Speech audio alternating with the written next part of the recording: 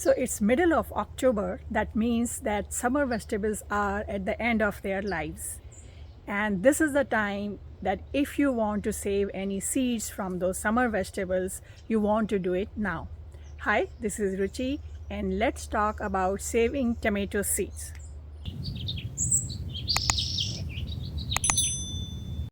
So for home gardeners, I see two reasons that they should save seeds. One is that if they really like the texture or the taste of tomatoes that they have been growing, they want to save seeds for those so that in the next season they can grow exactly the same tomatoes.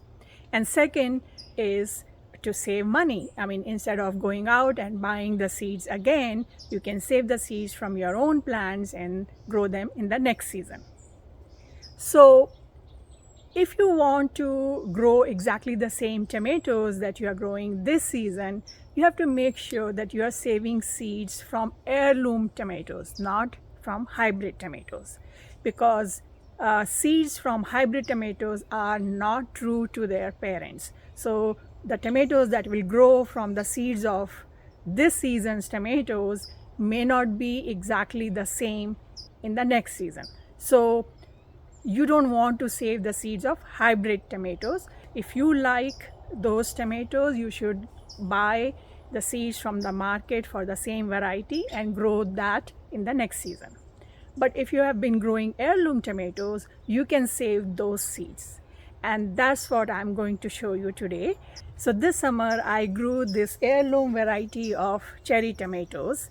I really like the taste and the texture, and the skin is also not very thick, and they are indeterminate, meaning instead of producing the tomatoes all at once, they keep producing tomatoes over a long period of time. And that's exactly what I want. Every day in the morning I pick 5 to 10 tomatoes, and that's good for me for my salad for that day, and the next day again. So that's been happening for last 2 months. So that's what I want. So that's indeterminate variety.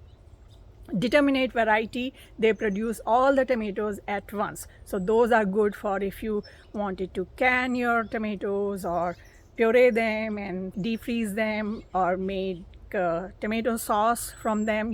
Those are good for those purposes. So let me show you how to do it. So the first step is to pick some tomatoes, and you want to pick tomatoes which are completely red, because in those tomatoes the seeds would have matured.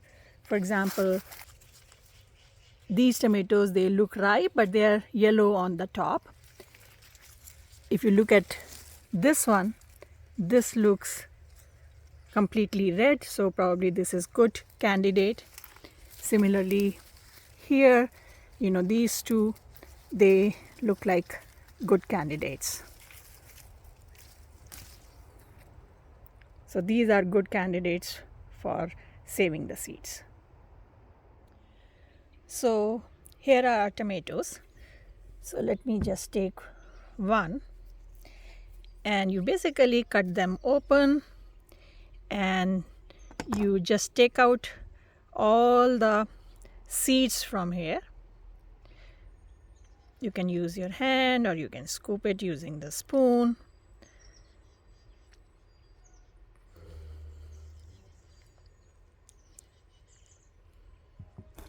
So if you look at this, the pulp with the seed is in here. Now you want to put some water in it and leave it in your kitchen or wherever for a few days, like 3-4 days. So I have already done that. So this is how it looks after 3-4 days. Remove all this water and wash it a few times with clear water, and this is how it comes out to be. So basically you take out the pulp from tomatoes, put some water and let it ferment for 3-4 days. After 3-4 days, the water becomes like this, all the pulp and the gel, it gets dissolved in water. So you remove this water and wash it with clear water, and you get seeds like this. Now you can dry them. So let me just pour the water in here, and then you take a paper towel, pour the seeds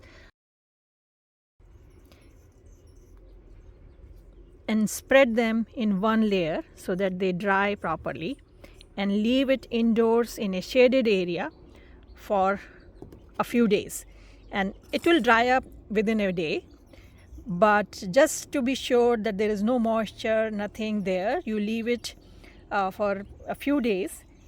Then you just remove the seeds and save them in an airtight Ziploc bag or paper bag or wherever you want to save them. It's been a few days and you can see that the seeds are completely dry. So now I can just save them in a Ziploc bag or paper bag and label it, and we are good for the next season. But if you have any doubts, just leave them to dry for a few more days so that there is no moisture at all. So you are not doing any testing that how many seeds are viable and all those things like professionals do.